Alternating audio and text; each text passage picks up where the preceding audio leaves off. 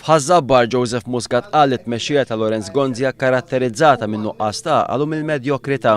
Ħaddiema f'korporazzjonijiet u entitajiet pubbliċi qed jitħaddmu b'kundizzjonijiet ħżiena ħafna. Il-Gvern ħareġ jgħid li huwa mhux responsabbli għal kundizzjonijiet li l-kumpaniji li jerbħu l-kuntratti tiegħu joffru lill-ħaddiema tagħhom.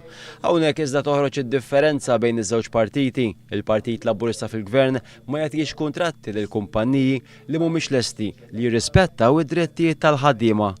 Il-proviso ħajkun irridu nkunu nafu l-kundizzjonijiet li ħadimpjegaw bihom lill-ħaddiema u żgur mhux ħajkun aċċettabbli li timpjegaw ħaddiema b'inqas mill-minimum wage jew b'kundizzjonijiet li mhumiex aċċettabbli fid-dinja tal-lum. Joseph Muscat semma kif il-kumpanija ta' Renzo Piano sa issa diġà tħallset aktar minn 4 miljun euro fuq bib il-belt u staqsa kemm l-operazzjoni seta' tissir b'dawn il-flus. Semma wkoll kif il-Kummissjoni Ewropea stess qalet li Smart City suppost kellu jkun ċentru tat-teknoloġija tal-informatika, iżda issa qed issir kritika li dan spiċċa biss proġett tal-bini. Pajjiżna qed jaqgħad anke mal-istituzzjonijiet internazzjonali.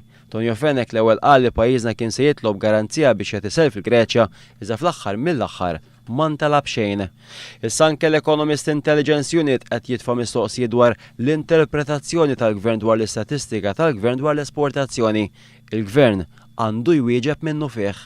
Waqt li qal li bħalissa l-klassi tan-nofs qed taqlaħħa minn kull imkien, Joseph Muscat żied jgħid li l-prijoritajiet tal-Partit Laburista